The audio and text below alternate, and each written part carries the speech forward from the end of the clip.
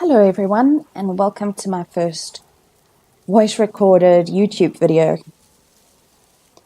I thought I'd start out by speaking to you about what to do if your pet has gone missing. I do have various blogs on the subject, and if you go over to my site, I will leave a link for you for this. You can read all my various articles on missing pets. Okay, so what do you do when your pet has gone missing? First things first, take a deep breath. You are stressed, your pet is stressed, and by taking a few breaths, you can sit down and think logically about what to do. And it takes no harm to communication with your pet to help them find their way home on their own. So, once you are thinking logically about what to do first, do a thorough search of your area. Go from door to door and chat to your neighbors. Ask them kindly if you can search their gardens. Look in every obscure spot that you can think of. With cats, for instance, think at home. Does my cat like to go high up in my cupboards? Does he like to hide low? And use that as an idea of where to look for your cats in that garden. When it comes to more skittish pets, they will hide away. Flight or fright response takes over, and they can hide for very long periods of time. If they feel safe in an area where they are hiding, they are going to stay put. This is purely so that they keep themselves safe away from predators, humans, and that means any humans, including you, who loves them very much. So once you've now done a thorough search of your area, then you can start to think about going to your local SPCAs, go onto social media and look for other rescue organizations, post on their walls so that they are all aware that your pet is missing. You need to specifically go yourself to shelters. I cannot stress this enough. I once helped a friend look for her missing dog. We called the SPCA. The first time we called, they said no, they didn't have a dog of that description. The second time we called, the lady who answered, a different lady, said she thinks they have a dog of that description. So later that day, after doing a search of the area, we went to the SPCA, spoke to them at reception. They were extremely helpful, and we went through and found her in their kennels. The thing is with shelters is that they have so many pets coming in, especially at times of fireworks and storms, that they can't really keep track of what every pet looks like. So if you go in yourself, you know what your pet looks like, and you'll be able to search properly and make sure that they are not there. Once you've checked all the shelters in your area and in surrounding areas, inform breed-specific rescues. This would be, even if you're in, say, for instance, Durban, alert the breed-specific rescues in Joburg and Cape Town, etc. We find a lot lately that pets do get taken out of area, so alerting breed-specific rescues is vital. Once you've done that, contact the vets in the area, not just your vet. Your pet might have been picked up by someone and they didn't know where your vet is, so they took your pet to a vet slightly out of area. So it's important to contact as many vets in your area and the surrounding areas. Make sure that all the shelters and the vets have a photograph or a missing poster of your pet so that they can identify him or her should one come in looking like your pet.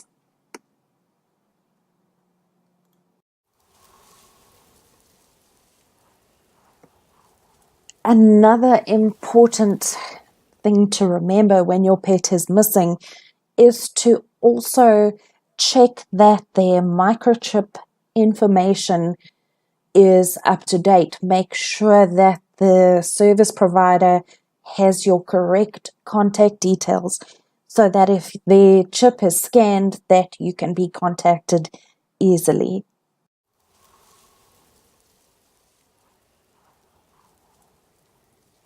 Next most important thing is to post to social media.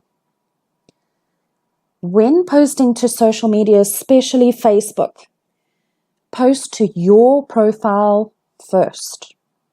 Make sure the post is public, that the area where your pet went missing is at the top of the post. Then put in details about your pets. Once you've got a few details about them, make sure that your contact details are very clear. Having the post on your profile gives people another option of contacting you. Having your cell phone number or landline numbers there gives them a faster way of contacting you. So contact information is absolutely vital. Once you've got all the information in the post, post it to your profile first. Then share to various missing pet groups. And I don't mean to create a new post on missing pet groups. It's important to open the first post you created on your profile and share the link to that to groups and to your breed-specific rescues, to shelters. Look up rescue pages, missing pet pages, and allow that post to go viral. Having various posts is very difficult to keep up with. This is also why I suggest to share the post from your profile and not to have various individual posts. The less stress you have when your pet is missing, the better.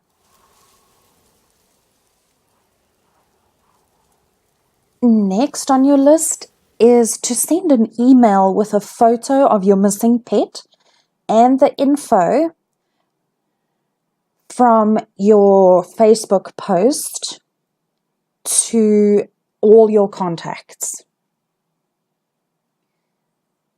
Also, you can create posters and put them up on bulletin boards at shopping centres, at the library, post office, pet and vet stores, anywhere where there's a bulletin board. Perhaps even go by the schools and ask them if they have a bulletin board. Although schools these days do operate off the D6 communicator, it is important to get children involved. They are very willing to help with missing pets. You can also take your posters and pop them into people's post boxes, especially those that were in your initial search, because they know about you and they may even share your poster or help you further with the search. People, while you do find some nasty folks around, generally with missing pets, people are very helpful. If your cat is missing, it is advisable to contact volunteers managing feral cat colonies. These volunteers regularly put out food and know which cats are eating the food that they put out. So they will be able to tell you if your cat has been there to eat. They can also be helpful in future if your cat does come out of hiding and go and eat their food that they're putting out regularly.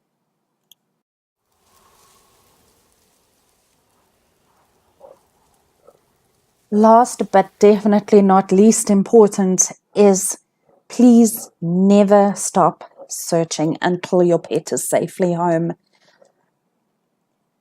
I have noted that so many pets are found months down the line. Sometimes people are reunited 2 years down the line, but they are reunited. Communication-wise, your pet really wants you to find them. There are factors that come in like flight or fright response, but in the long run, they really do want to come home. So please don't give up. I know it is extremely difficult to have the stress of trying to find an animal that is hiding away from you, that is possibly running in fright. It's soul destroying not to have that closure of where they are. But not having it and feeling that extreme low without closure, if you keep on searching, you can find your missing pet. And for me, that is the ultimate end goal, is to see you reunited.